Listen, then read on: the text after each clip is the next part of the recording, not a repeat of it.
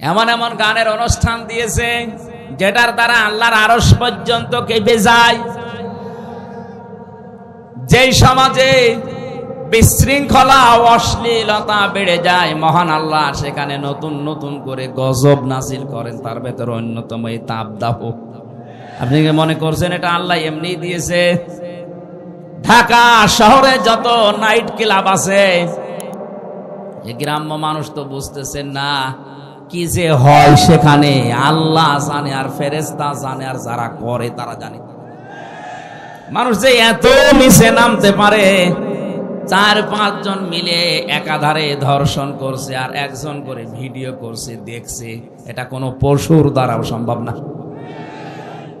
আজও জাতির ভেতরে যারা টাকাওয়ালা মানুষ আছেন, আপনার টাকা কোন কাজে ব্যয় হচ্ছে আপনাকে আমি কোরআনে কারিম দিয়ে 5টা বিষয় উপদেশ দিচ্ছি, ভালো করে মিলাবেন।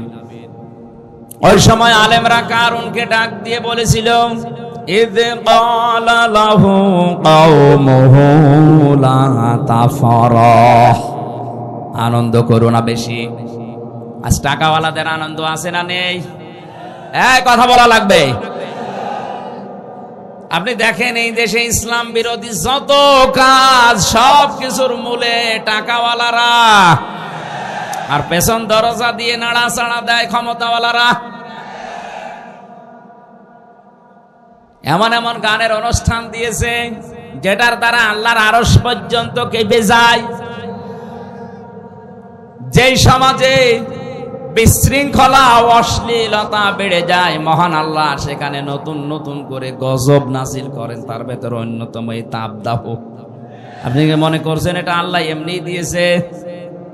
ঢাকা শহরে যত নাইট ক্লাব আছে, এই গ্রাম্য মানুষ তো বুঝতেছেন না কি যে হয় সেখানে। আল্লাহ জানে, আর ফেরেশতা জানে, আর যারা করে তারা জানে। মানুষ যে এত নিচে নামতে পারে, 4-5 জন মিলে একাধারে ধর্ষণ করছে আর একজন করে ভিডিও করছে, দেখছে, এটা কোনো পশুর দ্বারাও সম্ভব না। অশ্লীলতা, জেনা, ব্যভিচার, ধর্ষণ যখন সমাজে বেড়ে যায়, মহান আল্লাহ 27টা গজব ওই দেশে নাজিল করে।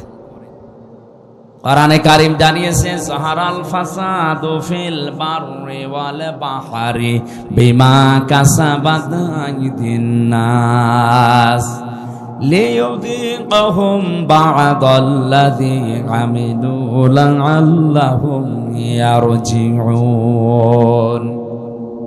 জলে স্থলে যে বিপদ আপদগুলো, যে তাপদাহ চলছে, হঠাৎ বৃষ্টি বন্ধ হয়ে গেছে, দুনিয়া গরম করে ফেলেছি, আমি আল্লাহ এটা এমনি এমনি করি না, তোদের হাতের কামাইয়ের ফসল এটা।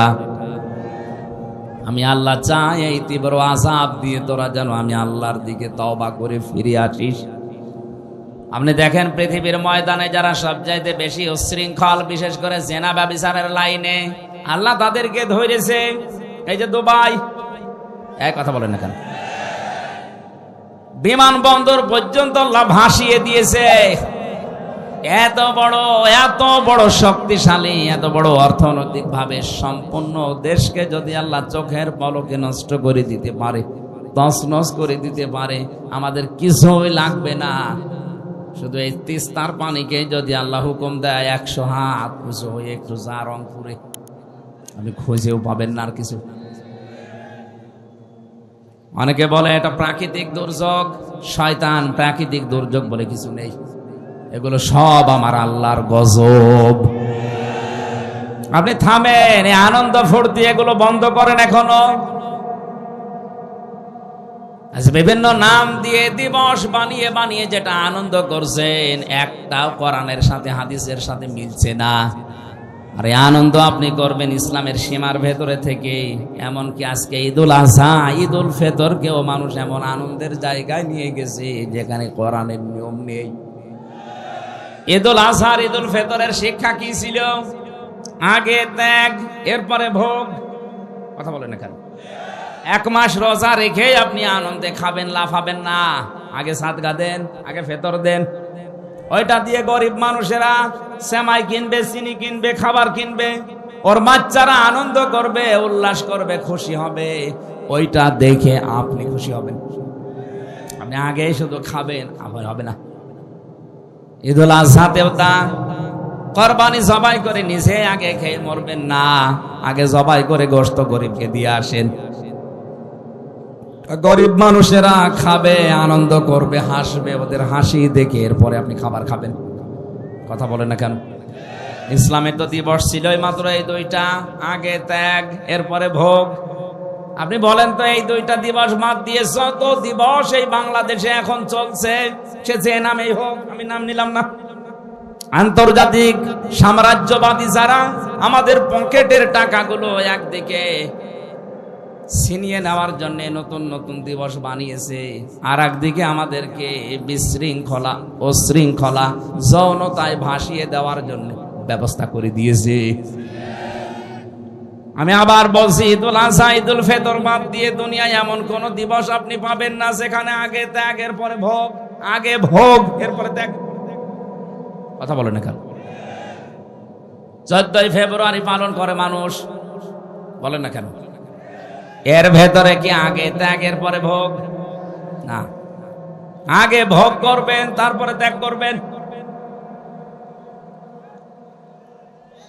এছাড়া আমাদের উচিত হচ্ছে যে দিবসের সাথে কোরআনের হাদিসের এবং বাস্তবতার মিল নেই, ওইটা পালন করে আমরা নিজেদের সম্পদগুলো আনন্দ করতে যে নষ্ট করব না। এটা যেহেতু রেকর্ড হচ্ছে সারা বাংলাদেশে, কালকে ছড়িয়ে যাবে। বড় বড় ধনী যারা আছেন, টাকার মালিক, কোরআনে হাদিসে আমি পেয়েছি 3টা জিনিস মানুষকে সবচাইতে বেশি ধ্বংস করেছে দুনিয়ায়। 1 নম্বরে টাকা, 2 নম্বরে ক্ষমতা, 3 নম্বরে নারী। আমি সহ যারাই শুনলাম প্রত্যেকে যেন এই 3টা বিষয়ের ব্যাপারে সেন্সিটিভ থাকি, সিনসিয়ার থাকি, সতর্ক থাকি। আমাদেরকে যেন আমাদের সম্পদ, আমাদের ক্ষমতা আমাদেরকে যেন নারীতে জাহান্নামে নিয়ে যেতে না পারে। বলেন আমিন। দুনিয়াতে যত মানুষ ধ্বংস হওয়ার পেছনে টাকা আর ক্ষমতা যত মানুষকে নষ্ট করেছে, পৃথিবীর কোনো জিনিস এত বেশি মানুষকে নষ্ট করতে পারে নাই। যেন এই 2টার মালিক যারা, তারা কিন্তু আরো বেশি সতর্ক থাকবেন। টাকা পেলে আপনি আনন্দ করবেন না। নবীজি জানিয়েছেন কিয়ামতে আল্লাহ প্রতিটি মানুষকে নিজের সামনে দাঁড় করাবেন। মা তাযালু কদামা বানি আদম আব্দি ইয়াউমাল কিয়ামাতি হাত্তা ইসালান 50 আন উমরিহি ফিমা আফনা ওয়া আন শাবাবিহি ফিমা আবলা ওয়া আমালিহি মিন আইনা ইকতাসাবাহু ওয়া ফিমা আনফাকাহু ওয়া আন ইলমিহি মাযা আমিলা ফিহি মুত্তাফাকুন আলাই। রংপুরবাসী, প্রতিটি মানুষকে আল্লাহ নিজের সামনে দাঁড় করাবে। এভাবে দাঁড়া, 5টা প্রশ্নের জবাব দেওয়া লাগবে তোরে। নবীজি বলেন, জবাব যদি সঠিকভাবে দিতে না পারে, ও সামনেও যাবে না, পেছনেও যাবে না, জায়গায় দাঁড়িয়ে থাকবে। আমি সহ যারা এখানে আছি, মনে করেন এখন আমাদের চলছে ওইটা, ময়দানে মাহশার কায়েম হয়ে গেছে। মহান আল্লাহ তার সামনে হামজাকে দাঁড় করিয়েছে। আমার এই 33 বছর জীবনটা নিয়ে আমি দাঁড়িয়েছি। কয় বছর বলেন বলেন? আমি 33 বছর জীবন নিয়ে দাঁড়ালাম। সভাপতি 60 বছরের জীবন নিয়ে দাঁড়িয়েছে। আপনি নিজের জীবনটা নিয়ে মনে করেন আমি দাঁড়িয়ে আছি মহান আল্লাহর সামনে। নিজের দিকে তাকিয়ে আজকের ওয়াজটা আপনি মিলাবেন। আল্লাহ যদি জিজ্ঞাসা করে, হামজা এই সারাটা জীবন কি করলি বলতো, আপনি কি মনে করেন আমি 33 বছরের জবাব সঠিকভাবে দিতে পারবো? না। আমি একা থাকলে আমার মাঝে মাঝে মনে হয়, আল্লাহ পাক যদি বলে, হামজা কিয়ামতের ময়দানে 2024 সালের এপ্রিল মাসের 30 তারিখ পর্যন্ত তোরে মাফ করে দিলাম, শুধু মে মাসের 1 থেকে এই যে 5 তারিখ, আজকে 1 থেকে 4 তারিখে 4 দিনের হিসাব দিয়ে তুই জান্নাতে চলে যা। আমার তো এই 4 দিনের হিসাব সঠিকভাবে দেওয়া সম্ভব না। আপনারা পারবেন না? আপনারা পারবেন।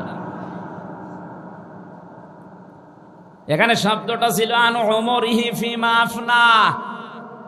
4 দিন না, 4 বছর না, পুরা জীবনের হিসাব আল্লাহ পুঙ্খানুপুঙ্খানু। সুম্মা লাতুসআলুন্না ইয়াউমাইদিন আনিন নাঈম। প্রতিটি নিয়ামতের সঠিক জবাব আপনার কাছ থেকে নেবে। আজকের এই আওয়াজটা যদি ওয়াজটা যদি আজ সবাই আমরা সত্যিই নিজের মনে করে মেনে নিতে পারতাম, আমার জীবন পরিচ্ছন্ন হয়ে যেত। হাদিসটা যদিও দুর্বল, আমি শিক্ষার জন্য বলছি। খলিফাতুল মুসলিমিন হযরত ওমর ইন্তেকালের 12 বছর পর তার সন্তান আব্দুল্লাহ স্বপ্নে দেখলেন বাবা যেন সুন্দর কাপড় পরে ভেজা নিয়ে গোসল করে আসতেছে বাড়ির দিকে। ডাক দিয়ে বলে, বাবা কোথায় ছিলেন? 12 বছর আপনাকে আমি দেখি নাই। হযরত ওমর বলে, সন্তান আমার, 12টা বছর দুনিয়ার জীবন আমি ছেড়েছি, এই 12 বছর মহান আল্লাহর কাছে আমার জীবনের হিসাব দিচ্ছিলাম, শেষ পর্যন্ত মহান আল্লাহ আমাকে মাফ করে দিয়েছে।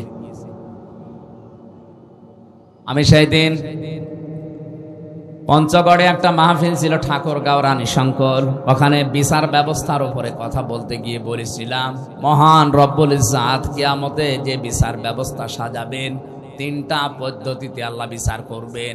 কয়টা? বলেন বলেন। আল্লাহর বিচার ব্যবস্থায় কোনো অবিচারের লেশ মাত্র নেই, আছে? না না, আল্লাহর বিচার ব্যবস্থায় ন্যায় বিচার করলে কেউ বাঁচবে না, সবাই ধরা খাবে। তাহলে অবিচার তো নেই, ন্যায় বিচার করলেও কেউ বাঁচবে না, কি করবে উনি? একটা রাস্তা খোলা আছে, মহান আল্লাহ যদি অবিচার, তো আমরা বিশ্বাস করি যে আল্লাহ অবিচার করবে না, ন্যায় বিচার করলেও ধরা খাবো। 3 নাম্বার একটা পথ খোলা আছে, মহান আল্লাহ যদি দয়া করে মাফ করে দেয় তাহলে আপনি জান্নাত পাবেন। হযরত ওমর বলে, সন্তান আমার, 12টা বছর মহান রব্বুল ইজ্জাত আমার জীবনের ছোটখাটো বিষয়গুলো জিজ্ঞাসা করছিলেন, আমিও যেভাবে জবাব দিচ্ছিলাম, শেষ পর্যন্ত আল্লাহ বলেন, ওমর, আমার নামের খাতিরে তোরে আমি মাফ করে দিলাম, আমি এখন জান্নাতের নহর থেকে গোসল করে পোশাক পরে জান্নাতের দিকে যাচ্ছি। কুড়িগ্রামবাসী যার জান্নাতে যাওয়ার গ্যারান্টি দুনিয়ায় আল্লাহ সার্টিফিকেট আকারে পাঠিয়ে দিয়েছিলেন যে ওমর তুমি জান্নাতি, আকাশের তারকার চাইতে যার জীবনে নেকির কাজ বেশি ছিল, কোন রাস্তা দিয়ে গেলে শয়তান 40 দিন ভয় পেত রাস্তায় আসতে, এই লোকটার যদি 12টা বছর লাগে তারপর আল্লাহ মাফ করে দিয়েছে। বলেন তো আপনার আমার কতদিন লাগতে পারে?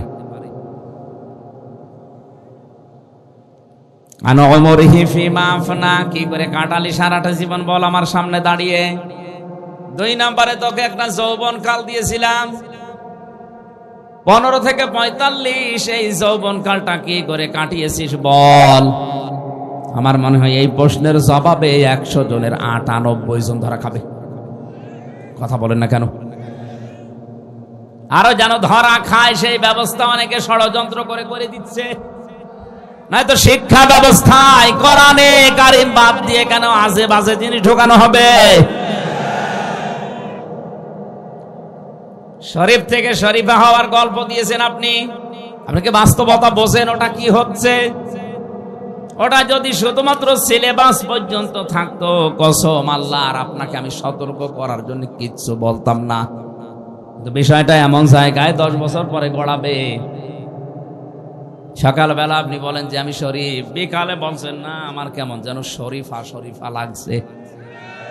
আরে ভাই, আল্লাহ যাকে যে জাতি বানিয়েছে কিয়ামত পর্যন্ত চেষ্টা করেও তাকে নারীকে আপনি পুরুষ বানাতে পারবেন না, কারণ সে মেশিন পত্রই তো নেই।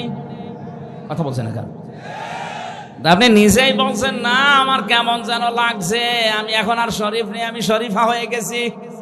আপনি শরীফা হয়ে গেছেন আমি মানলাম, তো শরীফা হয়ে গেছি এই কথা বলে আপনি স্থির থাকবেন?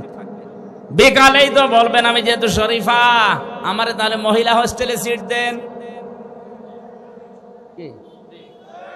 আপনি সিট নিয়ে কি করবেন? ওখানে আমার মেয়ে আছে, আমার বোন আছে, আমার ফুফু আছে। এক কথা বলছেন, আপনি মাল যতই বলেন আমি শরীফা, আপনি আসলে কি? এক কথা বলেন না কেন? ওখানে যে আমার মেয়ে, আমার ফুফু, আমার বোন আছে, আপনি ঠিক থাকবেন?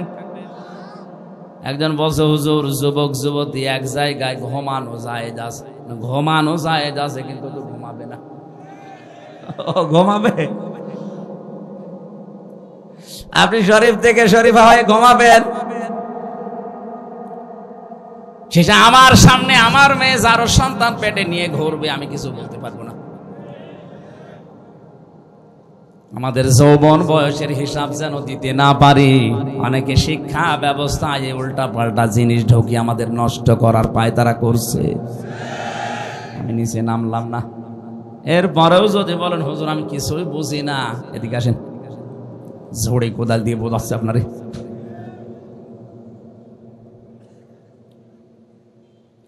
তিন নাম্বারে আল্লাহ জিজ্ঞাসা করবেন যতটুকু মাল উপার্জন করেছিলে কোন কোন রাস্তা দিয়ে, ওই রাস্তা বলো। আজ বাংলার দায়িত্বশীলদেরকে বলছি, সম্পদ যারা উপার্জন করছেন রাস্তাটা ঠিক করেন। বৈধ পথে ইনকাম করে রংপুর শহরে কেউ 15 তলা 20 তলা বিল্ডিং বানানো কিয়ামতের আগে সম্ভব না। আর আপনার বিল্ডিং এর কোনো হিসাব নেই। কয় টাকা বেতন আপনার বলেন তো দেখি, হিসাবটা খুব খেয়াল করে আপনি কোন জায়গা থেকে টাকাগুলো নিচ্ছেন। এমন এমন ব্যবস্থা আমরা করে দিয়েছি আজকে কোর্টের ইট পর্যন্ত এখন আমাদের কাছে টাকা চাই। আমার এই 2টা মামলা আমার একেবারে সর্বশান্ত করে দিল। কোর্টে এখন কুষ্টিয়া থেকে ঢাকা কোর্টে গেলে কোর্টের ইটও বলে হুজুর টাকা দিয়ে যান। আপনি রংপুর কোর্টে যাবেন, কুড়িগ্রামের কোর্টে যাবেন, এই এলাকার কোর্টে মনে হয় চাই না। টাকা উপায় করতে নিষেধ নেই, কিন্তু রাস্তাটা একটু খেয়াল রাখবেন। আজকে রংপুর শহরে আমার শেষ কথা ছিল এটা, পৃথিবীর ময়দানে যারা অবৈধভাবে ইনকাম করছেন, আপনার বিবেক মেনে নিচ্ছে না, তারপরও আপনি ইনকাম করছেন, 2টা ক্ষতি হবে আপনার। 1 নম্বরে অবৈধ সম্পদ আপনি দুনিয়ায় ভোগ করে যেতে পারবেন না। 2 নম্বরে মরণের পরে ওই অবৈধ সম্পদগুলো আপনার ছেলে মেয়ে, আপনার স্ত্রী, আপনার দলের লোক আরো অবৈধ কাজে ব্যয় করবে। আপনি কবরে বসে বসে ফ্ল্যাক্সি লোড হয়ে বিকাশ হয়ে পেয়ে যাবেন। যদি বলেন হুজুর আমার বিকাশ নাম্বার খোলা নেই, এমনি খুলে যাবে। বিকাশ খোলা লাগবে, যে সম্পদ উপার্জনের ব্যাপারে খুব সেনসিটিভ থাকা লাগবে। কি দরকার আপনার, কত টাকা লাগে একটা মানুষের জীবন চলতে। 4 নম্বরে আল্লাহ বলবেন টাকা কোথায় কোথায় খরচ করলি বল। কারেন্ট অনুষ্ঠান দিলে যেখানে উলঙ্গ নাচ হয় 500 টাকা চাইলে 5000 টাকা বের করে দেন। কোরআন শিক্ষা দেওয়া হবে, কোরআন প্রচার করা হবে, 20 টাকা চাইলে 2 টাকা দাও, তার যে সিড়া চলে না ওইটা দেয়। লান তানালুল বিররা হাত্তা তুনফিকু মিম্মা তুহিব্বুন। আল্লাহ পাক বলেন অতক্ষণ পর্যন্ত নেকি পাবা না যতক্ষণ তোমার মহব্বতের জিনিস আমি আল্লাহর জন্য না দেবে। এজন্য সম্পদ উপার্জন করা এবং কোথায় কোথায় খরচ করছেন যেখানে সেখানে আনন্দের জন্য দিয়ে দিলেই হবে না। সম্পদওয়ালারা এখানে একটু খেয়াল করে দেবেন। 5 নম্বরে যতটুকু জানতে তার উপরে কতটুকু মানতে, এইটা বলো। সম্পদওয়ালাদের প্রতি আমার প্রধান উপদেশ, 1 নম্বরে আপনি আনন্দ করবেন কিন্তু ইসলামের ভেতরে থেকে। 2 নম্বরে আল্লাহ পাক বলেন অবতাগি ফিমা আতাকাল্লাহুদ দারাল আখিরাহ। ও বাংলাদেশের সম্পদওয়ালারা, টাকা পয়সা আল্লাহ দিয়েছে, এটা নিয়ামত মনে করে আখিরাতের ঘর তৈরি করেন। আমি আকিস গ্রুপে চাকরি করতাম, এদেশের 3 নাম্বার ধনী তারা। আমি যতদিন ছিলাম আমার ওই মালিককে আমি মাঝে মাঝে বলতাম আপনাকে আল্লাহ বহু টাকা দিয়েছে, কত টাকা আছে আপনি নিজেও জানেন না। কাজ করেন, এই টাকাগুলো দিয়ে আখিরাতের ঘর তৈরি করেন, কাজে লাগবে। আর ওনারা ভালো ভালো অনেক কাজে ব্যয়ও করত। টাকাওয়ালা যারাই আছেন আপনার টাকা দিয়ে যেন আখিরাতের ঘর তৈরি হয়। 3 নম্বরে ওয়ালা তানসা নাসিবাকা মিনাদ দুনিয়া। আল্লাহ পাক বলেন হ্যাঁ তোমার নিজের অংশ ভুলে যেও না। আপনি দান করতে করতে ফকির হয়ে যাবেন, এটা আল্লাহ চাইনি। যার যে স্ট্যাটাস তাকে ওই অনুযায়ী চলা লাগবে। রংপুরের যিনি মেয়র আজকে ছিল আমার সাথে, উনি ঢাকা থেকে রংপুরে নেমেছে, ওখান থেকে ওনার বাড়ি মনে করেন 2 কিলোমিটার দূরে। উনি হেঁটে বাড়ি যাবে, ওনার জন্য জায়েজ নেই, কারণ ওনার যে টাকা আছে ওনার ওই টাকা বৈধভাবে ব্যয় করার জন্য অনেক অটোওয়ালা রিক্সাওয়ালা জায়েজ কাজে দাঁড়িয়ে আছে। তাদেরকে 50টা টাকা দিয়ে আপনি বাড়ি পর্যন্ত যান, ওর ওই 50 টাকা দিয়ে ওর ব্যবসা, ওর সংসার চালাবে, আর আপনি এখান থেকে 50 টাকা ওকে দিয়ে আপনি সঠিকভাবে বাড়ি পৌঁছাতে পারবেন। এখন যদি বলেন না আমি হেঁটে বাড়ি যাব, আপনার জন্য জায়েজ নেই। হেঁটে বাড়ি যাওয়া জায়েজ আছে তার জন্য যার কাছে কিছু নেই। ওয়ালা তানসা নাসিবাকা মিনাদ দুনিয়া, দুনিয়ার যে অংশ এইটা পেতে আপনি ভুল করবেন না, এটা আপনি সঠিকভাবে চালান। তাহলে এখান থেকে শিক্ষা কি? যার যে স্ট্যাটাস, যার যে যোগ্যতা, যার যে জায়গা, ওই জায়গায় সে যেন সঠিকভাবে চলে। আমি আমির হামজা, আমারে আল্লাহ যা দিয়েছে, আমার বাবারে যা দিয়েছে, আমি যদি এখন 20 টাকা গজের কাপড় পরি আমার জন্য জায়েজ নেই। আমার পরা লাগবে কমপক্ষে 250, 300, 500 টাকার গজের কাপড়, কারণ ওই যোগ্যতা আল্লাহ আমার এখন দিয়েছে। কথা বলেন না কেন? এমনও ধনী মানুষ আছে 25 টাকা গজের কাপড় কিয়ামতের আগ পর্যন্ত পরবে। কৃপণ হওয়া যাবে না। যে সম্পদ আল্লাহ দিয়েছে, যে অংশ দুনিয়ায় দিয়েছে, ওইটা আপনি ভোগ করতে পারেন জায়েজ ভাবে, কোনো অসুবিধা নেই। এক লোক বউকে বলছে আমি নামাজে যাব, আমার টুপিটা একটু ময়লা পরিষ্কার করে দাও। বউ কেসে দিয়েছে টুপি পরিষ্কার করার জন্যে, কিন্তু ওই দিন আর সূর্য ওঠে নাই, রোদ নেই, এই জন্য টুপি আর শুকায় না। চিন্তা করছে ভেজা টুপি মাথায় দিয়ে গেলে মাথা আমার ঠান্ডা লেগে যাবে। স্ত্রী কাজ করছিল চুলার উপরে, ও টুপিটা এভাবে ধরেছে যেন শুকিয়ে যায়, আল্লাহর ইশারা হাত থেকে পড়ে আগুন লেগে গেছে। টুপির ওই ছাই তুলে কুলি করছে, দাঁত মাজার পর পানিগুলো যখন কুলি করে ফেলে দেয়, বলছে আল্লাহ টাকাগুলো আমি পানিতে ফেললাম। টাকা পানিতে ফেলিস? কৃপণতা করা যাবে না। যার যে অংশ আছে দুনিয়ায় ওইটা আপনি পালন করেন, পান, ভোগ করেন, অসুবিধা নেই। অবতাগি ফিমা ওয়াহসিন কামা আহসানাল্লাহু ইলাইকা। আল্লাহ পাক 4 নম্বরে উপদেশ দিয়েছেন ওই আলেমদের দ্বারা, ওই দেশের ধনীদেরকে, তুমি ইহসান করো হে কারুন, তুমি ইহসান করো হে কারুন, হে টাকাওয়ালারা, তোমার প্রতি আল্লাহ যেভাবে দয়া দেখিয়েছেন, কিছুই ছিল না, তোমার এই পর্যায়ে আল্লাহ নিয়ে এনেছে। সুতরাং তোমার এই সম্পদগুলো দিয়ে তুমি ইহসান করবা মানুষের প্রতি, যেভাবে আল্লাহ দয়া দেখিয়েছেন তোমার প্রতি। আজ বাংলাদেশে আমরা যারা টাকাওয়ালা আছি, ক্ষমতাওয়ালা আছি, আমাদেরকে ইহসান গুলো আল্লাহ পাক যেভাবে করেছেন, আমরা ক্ষমতা দিয়ে, টাকা দিয়ে যদি অন্যান্য সৃষ্টির প্রতি এভাবে দয়া দেখাতে পারি, কিয়ামতে মহান আল্লাহ আমার 70টা অপরাধ ঢেকে রাখবে, গোপন করে রাখবেন। এই সুযোগটা আল্লাহ টাকাওয়ালাদের, সম্পদওয়ালাদের এবং ক্ষমতাওয়ালাদের দিয়েছেন। এটা পেলে আপনি একেবারে মন মতো যা ইচ্ছা তাই করবেন না। যারা বিভিন্ন দায়িত্বে আছেন, সম্পদের, ক্ষমতার, বিভিন্ন পাওয়ারের এই জায়গায় আপনি থেকে মানুষের প্রতি ইহসান করে নিজের প্রতি ইহসান আল্লাহর তরফ থেকে বাড়িয়ে নেন, এটা সুযোগ আছে।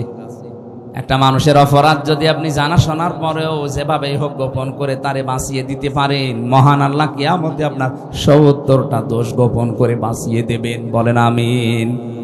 অবতাগি ফিমা ওয়ালা তানসিন কামা আহসানাল্লাহু ইলাইকা ওয়ালা তাবগিল ফাসাদা ফিল আরদ। জমিনে বিশৃঙ্খলা তৈরি করা যাবে না। আমরা দেখছি এই দেশে যত বিশৃঙ্খলা করার জন্য চেষ্টা চালাচ্ছে, পেছনে সব টাকাওয়ালাদের অবদান। আপনার টাকা দিয়ে যেন কোনো বিশৃঙ্খল কাজ না হয়, উশৃঙ্খল কাজ না হয়, এটা আপনি হিসাব করে দুনিয়া চলবেন।